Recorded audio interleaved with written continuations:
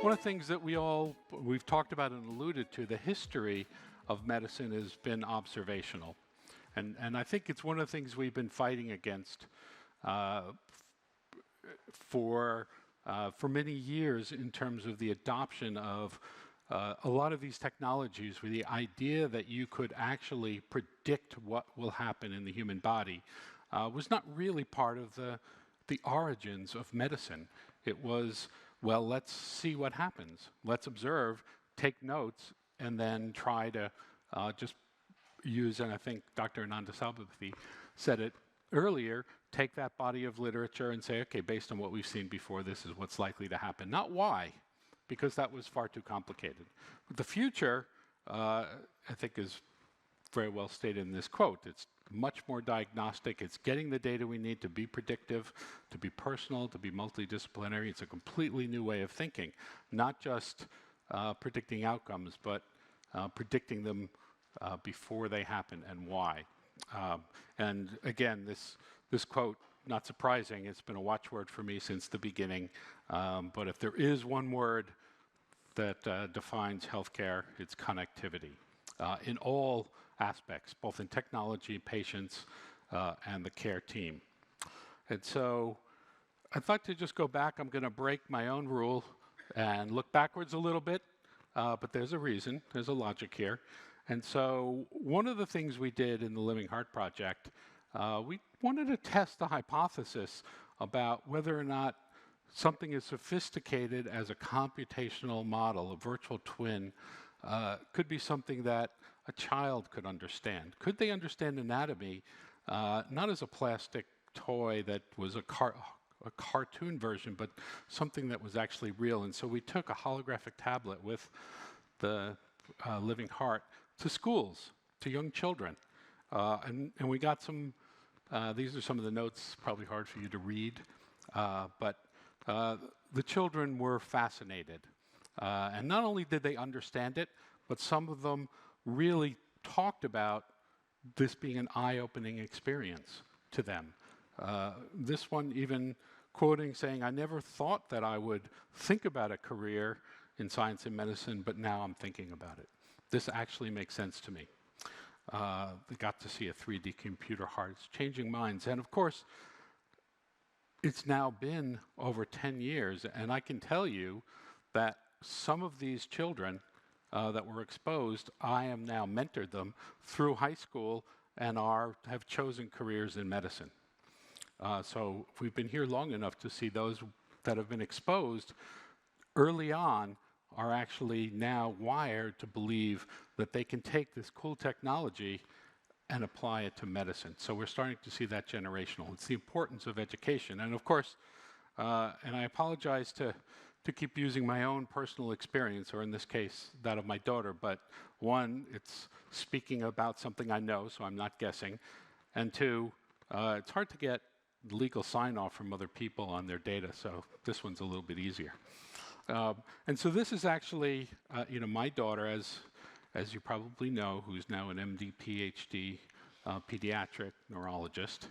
And this was actually from her application to medical school. And she says, it never occurred to her, which I can replicate, that she was going to choose a field in medicine. Up until the end of high school, she had no idea, we had no idea. And then it clicked someday, the wiring, the experience that she had when she thought about her future seriously, all of that education, those experiences are what she drew upon and said, this is where my life is headed.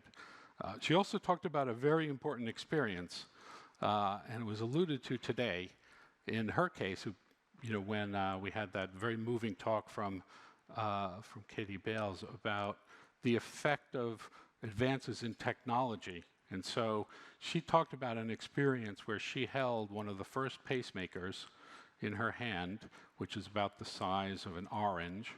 And she received her first pacemaker when she was 2 years old. And that pacemaker would never have gone into a child. And when she held the two, she realized that someone had to make those technological advances, otherwise she would not be able to live. And that was the changing point. And she'd come to realize that that education, those experiences, the ability of opening her eyes at an early age changed the path of her future. And she's now changing lives with her own career. And so we have the opportunity through education to create an entire generation of people who have these kinds of experience, who think about the world differently, who don't have to be retrained to think that way. They are just trained that way. And I think I'd like to make that the foundation of this panel so that we can really properly, we may not start with, at quite this age. We'll talk a little bit older.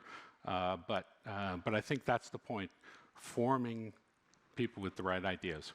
So with that in mind, we have a very distinguished panel that I'd like to invite up on stage, representing all aspects of the educational perspective, as we try to do, get as much of a 360-degree view. So please, I'd like to join me in welcoming Valérie Ferret, Silvia Schievano, Mohammed, Cherkaoui, and Irene Vignon-Clementel to the stage.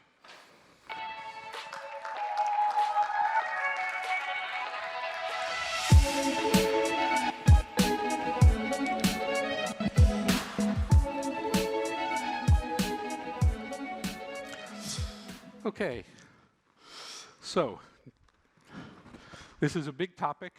It's late in the day, so the way we're going to do it, let me just, I'll go one by one. First, introduce yourself, what you do, maybe why you care about education, and then maybe answer the first question, and we'll go along, and we'll continue until they kick us off stage. Okay, so let me start with you, Irene.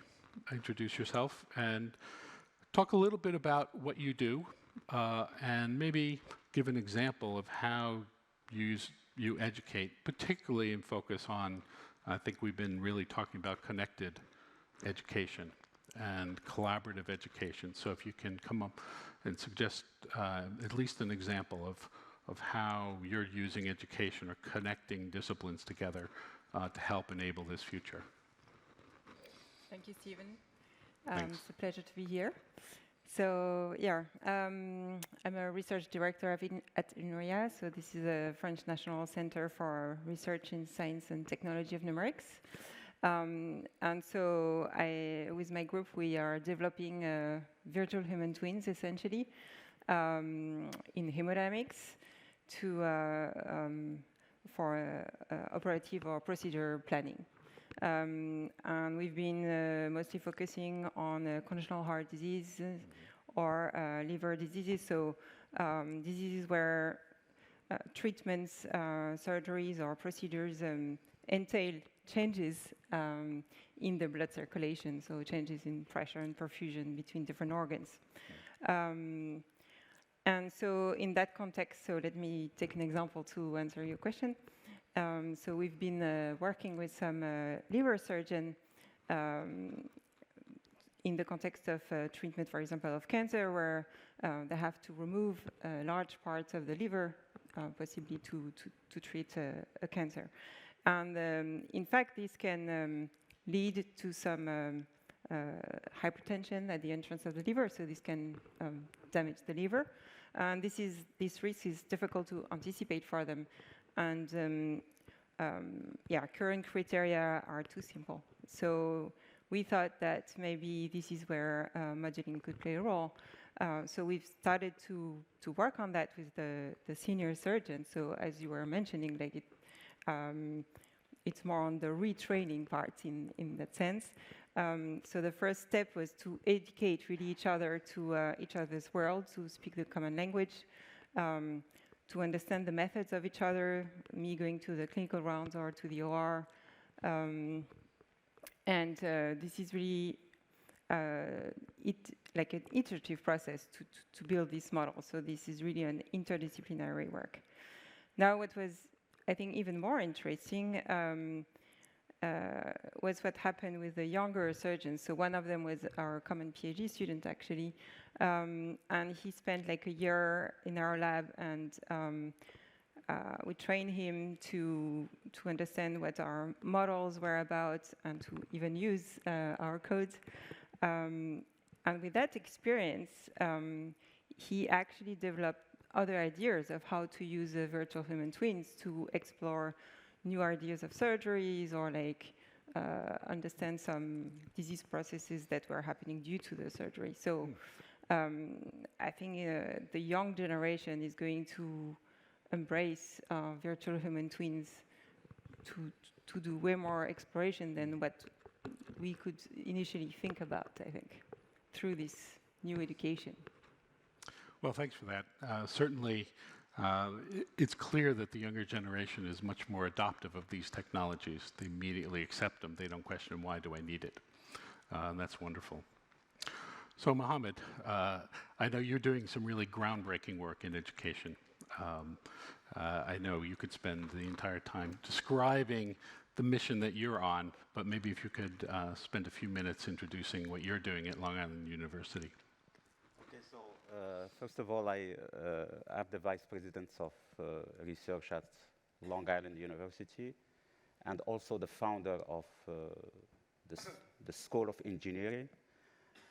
I joined Long Island University back in 2019 to raise many, many challenges, and I came from Georgia Tech.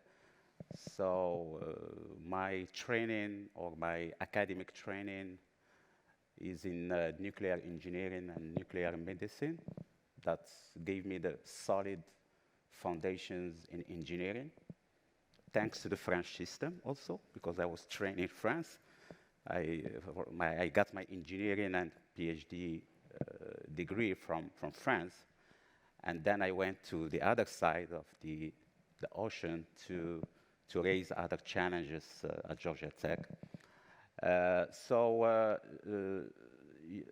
Basically, I was lucky to land in Long Island University, which basically features two major campuses. We have the urban campus at New York City in Brooklyn. So we have all access to this minority, diversity, equity for education, especially for STEM education, which is very, very important. We have another campus, which is the classical, US-based campus built over 400 hectares, so in Long Island. And so the university was built its legacy on pharmaceutical science. And this is going to be a game changer for me as a VP of research, but also Vice President of Academic Affairs, just to make some transformations and to drive multidisciplinary education. And I will share with you a few examples. So the university is built on pharmaceutical sciences, as I said. So we have the oldest college of pharmacy. The first cohort started in 1829, so it's very solid, and other colleges were built. So the College of Health Professions, the College of Nursing, and recently the College of Veterinary Medicine. So my strategy in that time is to build the foundation, to lay the foundations, how to connect engineering concept to health professions. So that was a challenge that we raised back in 2019, and later I can share with you some success story on that. Thank you. Yeah, this is fortunately, I want to say it's happening everywhere, but it's happening more and more, the idea that healthcare professionals and biomedical engineering teams are coming together. And that really, I think, cues up, Silvia, the work you're doing, because I think that's the center of what you're trying to do, is to teach biomedical engineering, but with physicians involved in the process. Can you share? Thank you very much, Steve. And good afternoon, everyone. So my name is Silvia Schievano. I'm professor of biomedical engineering at UCL, but I've actually spent the last 20 years at Great Ormond Street Hospital for Children, which is, as said before, the pediatric hospital in London. So my background is in biomechanics, structural engineering, and I've moved as a freshly graduated student into a purely clinical environment, working in a cardiovascular unit, where with time, we built a small group of engineers, computer scientists, physicists, that is really embedded in the clinical environment and integrated in the cardiovascular care of patients born with congenital heart disease. I can present my example. Potentially, I would like to share with you our experience with vHeart, which is a virtual reality app that we have developed and we are constantly developing to try and teach, especially congenital heart disease morphology, to all sorts of levels, from undergraduate to master to highly specialized disciplines. And the idea is that we can bring this technology to really democratize the teaching process.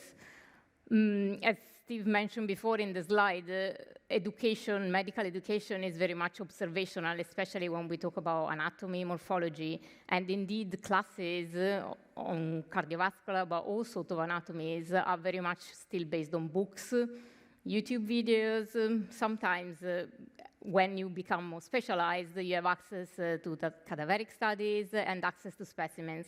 And actually, in London, we are very fortunate because we have an archive, a library of over 2,000 specimens that were donated for science and teaching of congenital heart disease, from fetus's heart all the way to adult and elderly disease hearts.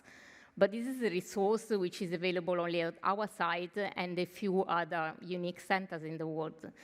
We have a training process where undergraduate students, master students come and do classes in the lab in groups of 15 maximum, because that's the limited space and access to the specimens. They're very precious. You need to really take good care of them because they're unique resources. So clearly, the number of people that can access these courses is limited. Before the pandemic, there was a course very well established, very popular, where people from all over the world on highly specialized training, from pediatricians to cardiologists, were coming to London and doing 2.5 days of hands-on courses in the lab. We work with Professor Andrew Cook, who is the cardiac morphologist and one of the really well-known names in this area. And he delivered these classes every month. Then pandemic came, and clearly this was not a possibility anymore. And we were developing since maybe the late 2018, 2019, also thanks to some support from the Fondation, from Dassault, we built this virtual reality tool, very much spearheaded by Claudio Capelli, who was in the panel before, and we integrated the informations from the cardiac morphology lab into a virtual reality room. Pandemic came, students were at home. We sent home the headsets to the houses of the students for the master courses, and they were able to join into a virtual room where Professor Andrew Cook was delivering the teaching on cardiac morphology as possible during that time. And clearly that showed the power of this type of technologies.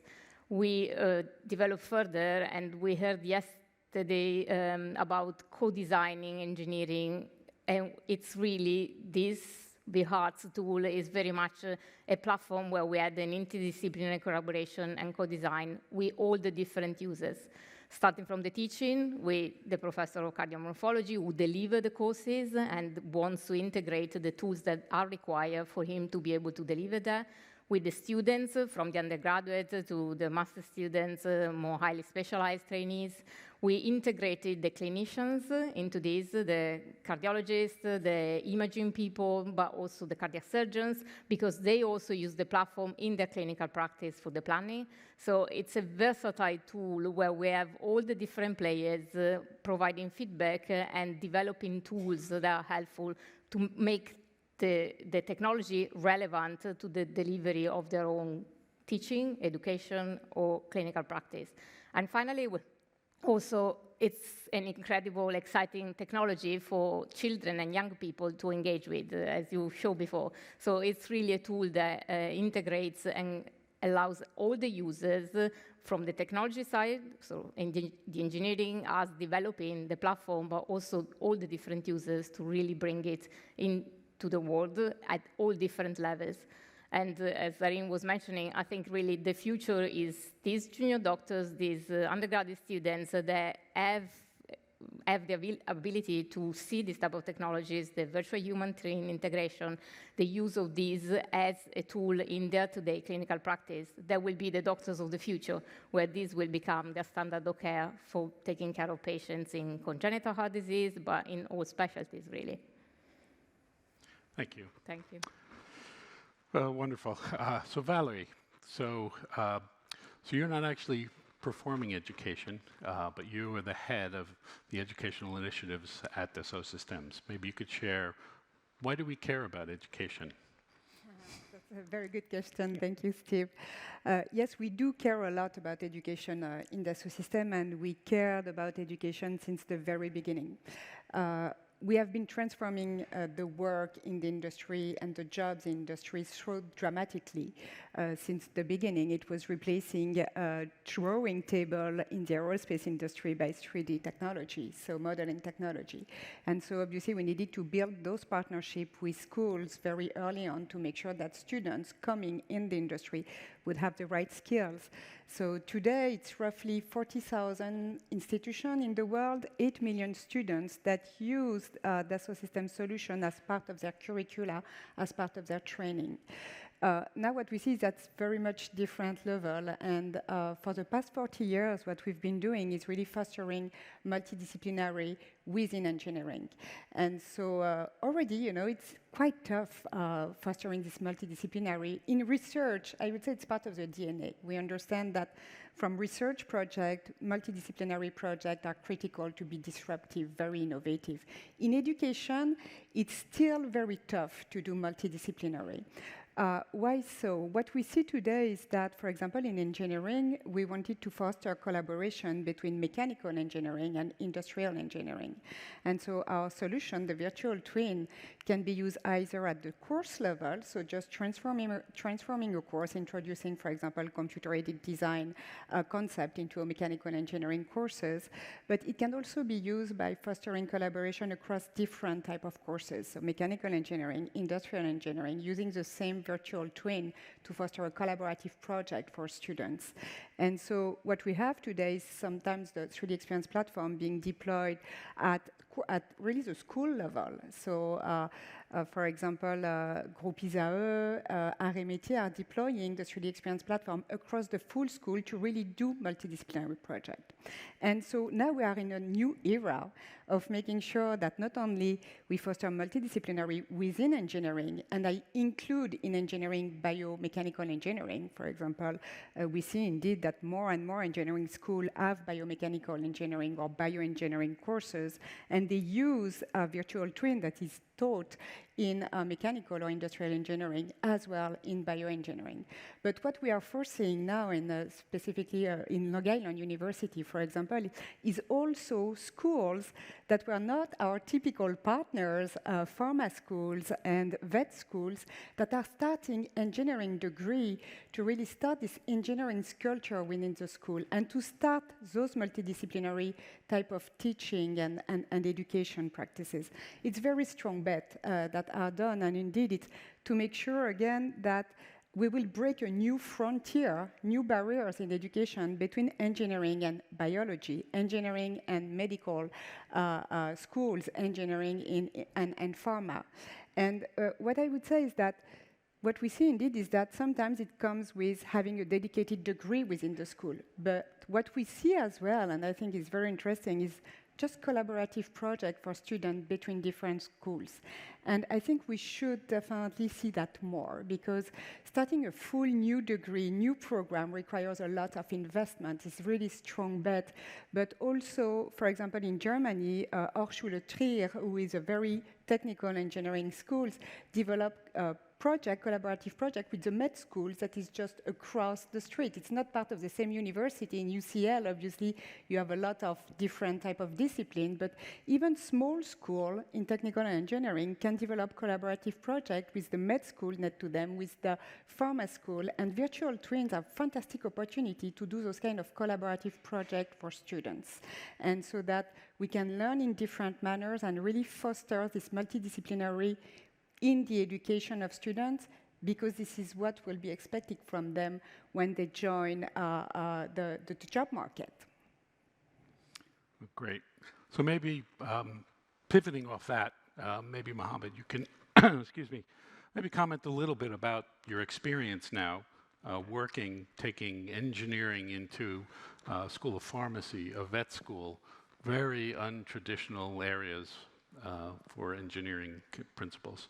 Okay, and also I will take the opportunity to share the obstacles that we are facing. Just to make a transition between the previous discussion with the regulatory body in the United States. In the United States, we face also what we call accreditation body.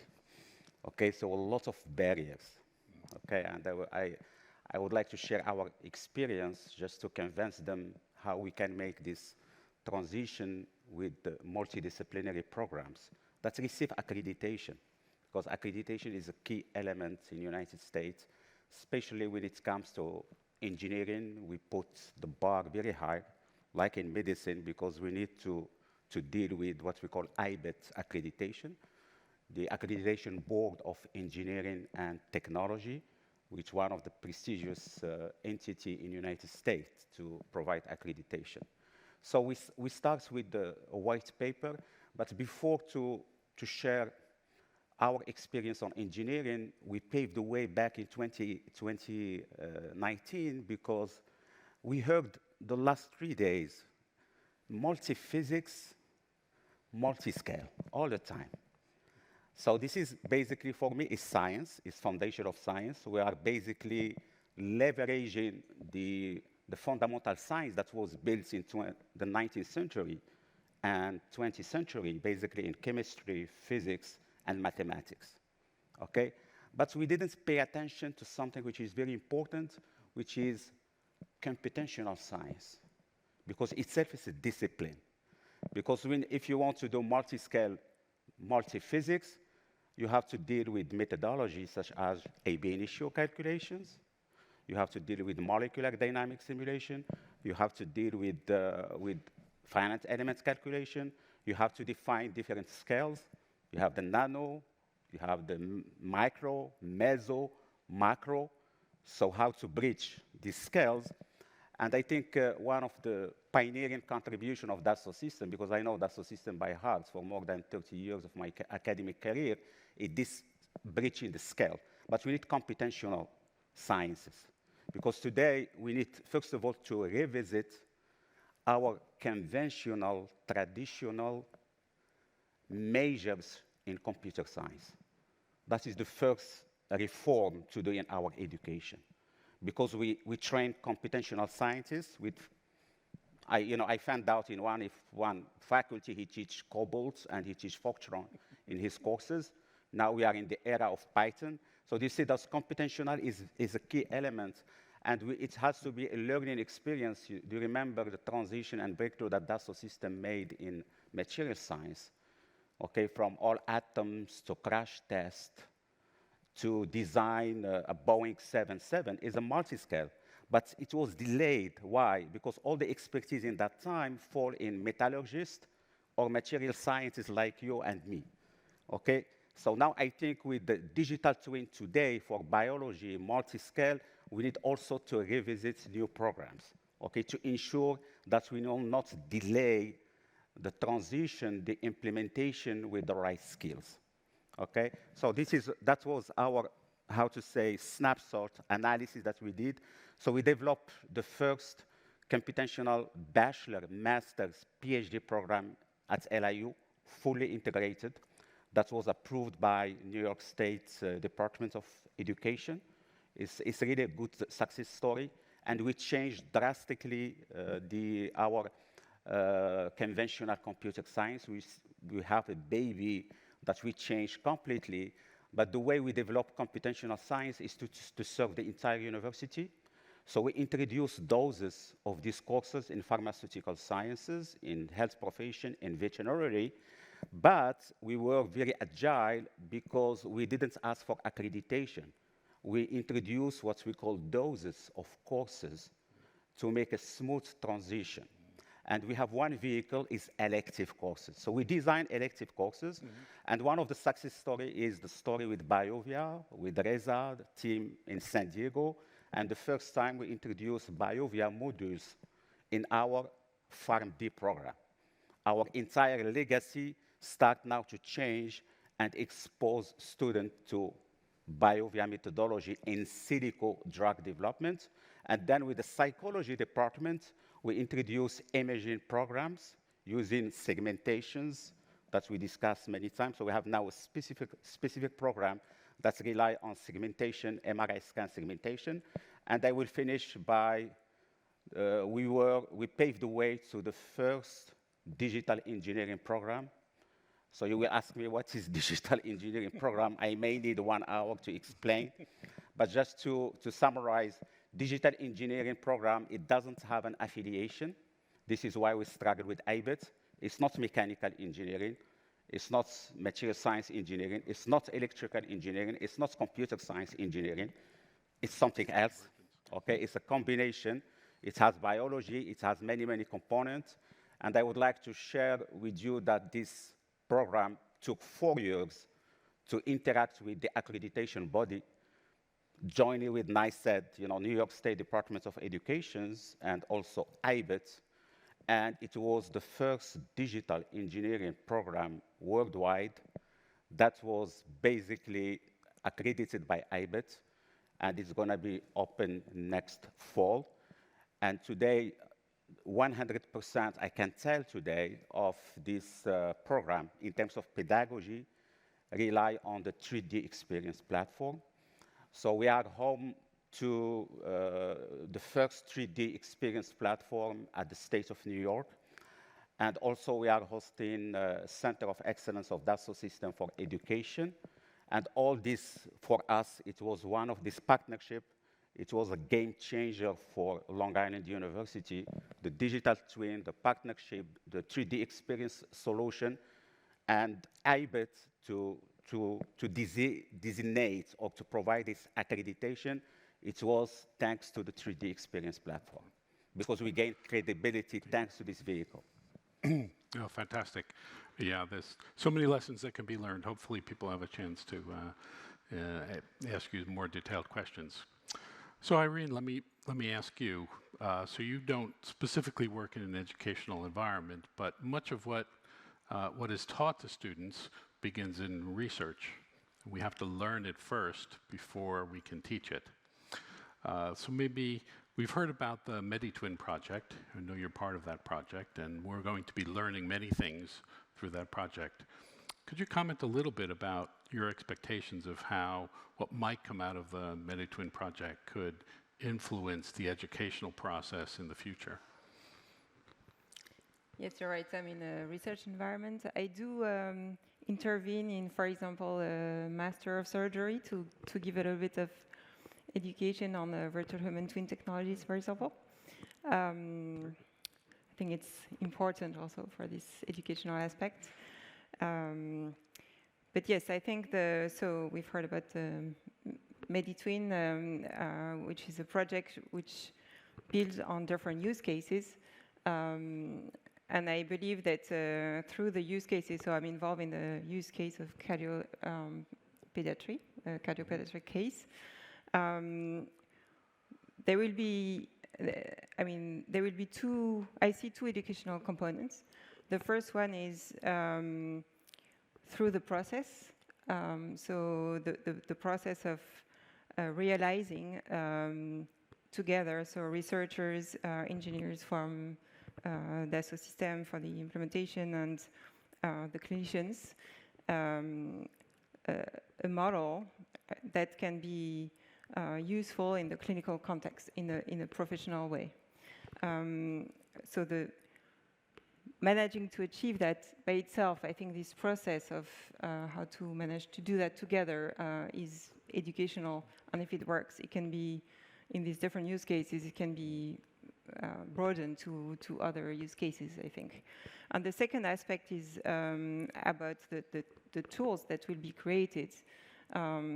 These softwares will be used, I believe, to enhance decision-making, to make better decisions from clinicians that are sometimes already expert, but that are calling us for developing such tools, especially for congenital heart disease patients.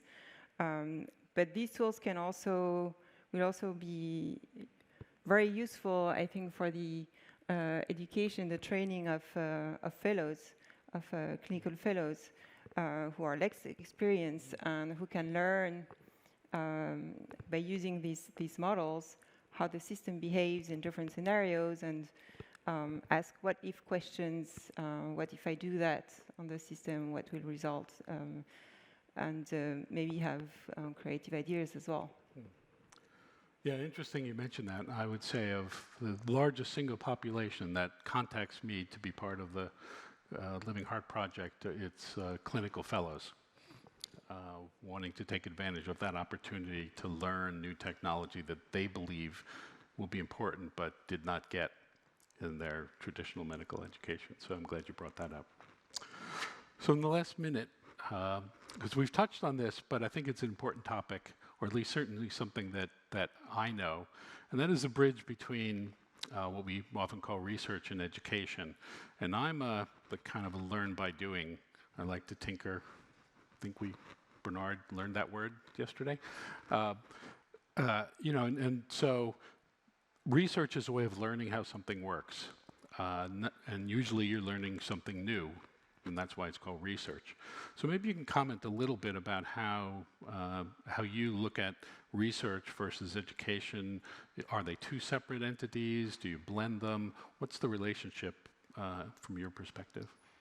I guess some aspects of the research have in a translation into the education. Like, for example, what we developed with VHeart was a platform at the beginning, potentially also for clinical use to do the planning, but then that research area became easily translatable in teaching, and the use of libraries, models that were created because of the clinical need, that became an incredible resource for teaching. So some of these areas are clearly very prone to the translation between the two fields. Others probably still remain quite confined in the research area, especially when you're kind of pushing the boundaries of the complex in congenital heart disease, in complex diseases, where still it's not established what is the best solution. So these technologies maybe start at the very high level of research, but most of them find then a translation in education, and maybe actually in education they find a better place. Our experience, for example, with 3D printing technology, so physical models, objects that replicate the heart, it's something that we started very much as a research tool, especially for clinical planning. But actually nowadays we find that what are the most useful for is training, because we can recreate this setup. They are very realistic and allow the surgeons, the interventional cardiologists to practice on physical models. So maybe because we are also an experience center, the clinicians don't really require the physical model to go and do their surgery or to do their conventional cath lab procedure. However, in terms of training for the junior doctors, for introducing new technologies, new devices in clinical practice, that's a perfect use of this type of technology. So it really depends, I guess. Great. Okay. Well, maybe Valérie, give you the last word. Yes. No, just to say, indeed, what is fantastic with virtual twin is that it's the same that are used in the industry, in the research, and in education. So it's a fantastic platform to be able to connect those three worlds. And so this is what we foresee. Indeed, the outcome is not the same. Either the outcome is a research project, the outcome can be a course that you can teach in many disciplines. So virtual twin as a common, I would say, collaboration platform to connect industry, research, and education, I think is a fantastic opportunity.